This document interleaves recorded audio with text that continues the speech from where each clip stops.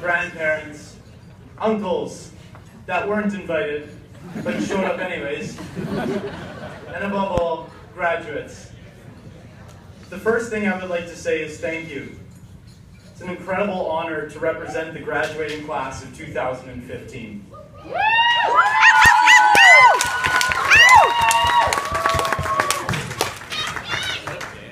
To begin, I would like everyone to recall the last graduation they attended. Maybe it was your own, a friend's, or a family member's. I want you to think about the valedictorian speech. If I had to guess, I would say you likely don't remember it. That said, now I'm honored with the task of delivering a speech that very few of you will in fact remember. What should I say? Should I do something funny? I considered a vast amount of YouTube speeches when I was preparing. My search history read, the best valedictorian speech, and the best speech you will ever give. I soon realized that I would fail all of you tonight. How fitting. After succeeding for 5 years of post-secondary education, the last thing I will do with the university is fail. So with failure in mind, I decided that that would in fact be the topic that we should discuss tonight. Today I want to tell you 2 stories that depict failure. That's it, just 2 stories. The first story is about a cat. Growing up, my family and I shared our house with a cat. And being a dog person, I never really enjoyed this experience.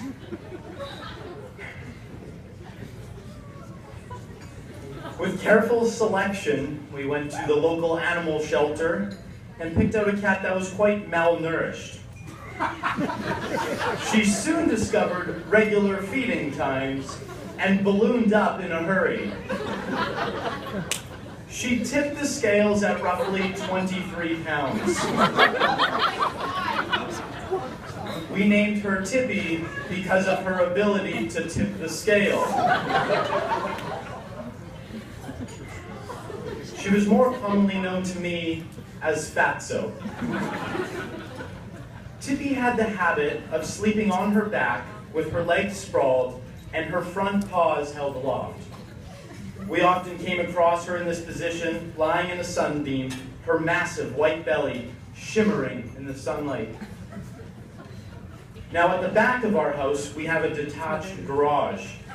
As you walk down the back steps and sidewalk on the way to the garage, you get a good view of the neighbor's backyard and deck. The neighbor lady had the habit of gardening and suntanning in a bikini that she had, regrettably, vastly outgrown. One particular hot weekend, I left to run some errands. I went down the back door to see Tippy, sprawled, paws up, and belly exposed to the sun. In a loud voice, filled with affection, I hollered out, "Sunning your belly, Fatso?"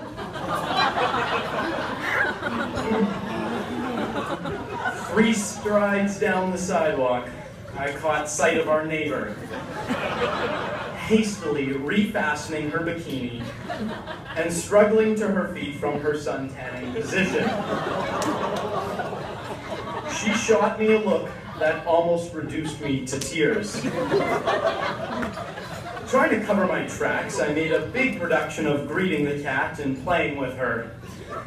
I never did find out if our neighbor understood that I was talking to Fatso the cat and not her. Needless to say, this memory serves as one of my top 10 failures. The second story is about Diane, an educator here in the city of Winnipeg. Diane was seeking an extracurricular activity. She was able to find refuge in a women's recreational hockey league here in the city. Having a son at home, hockey became a good fit and topic of conversation. Many talks surrounded the best equipment to purchase or what position she might play. As time progressed, Diane began to debrief the games with her son afterwards. Still relatively new at the sport, she was stunned when one day she completed an entire game without falling. The first thing she said to her son was, "I had the game of my life. I didn't fall." With a blank stare, her son looked at her and said, "But Mom, if you didn't fall, you weren't trying hard enough." Perspective. It's with this perspective of Diane's son, I hope we enter our next job, whatever it may be. My wish is that we enter the metaphorical hockey corners of teaching and try so hard that we fall. While this fall may be a mistake, it is then that we are truly learning.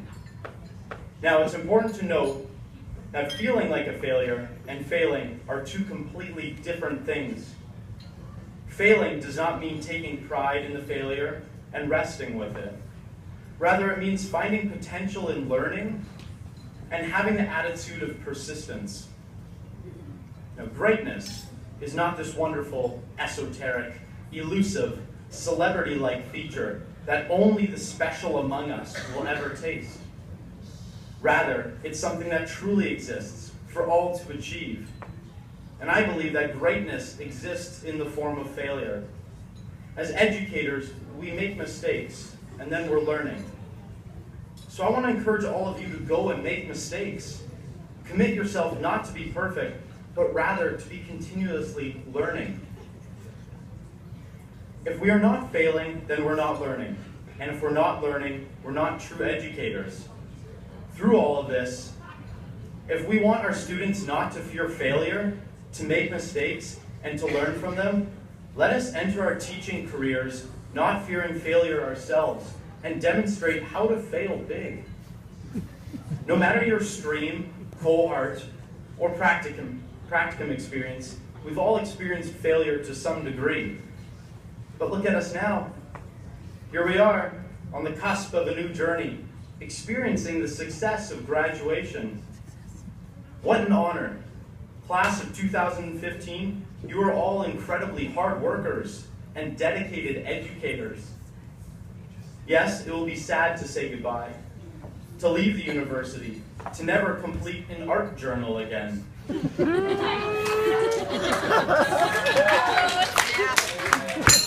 Or to feel the stress of 4 months of work crammed into 10 weeks. The last 2 years in the Faculty of Education, we've witnessed the beginning of friendships, professional relationships, dating relationships, and even engagements. There's a strong bond within this faculty. This bond is founded on the belief that we truly desire to make a difference, to educate, and to form relationships that go deeper than the classroom. It is my hope that when we enter the doors of our next school, we remember our hard work, our fond memories, and our failures, for these things will unquestionably continue to take place as long as we are educators. Thank you.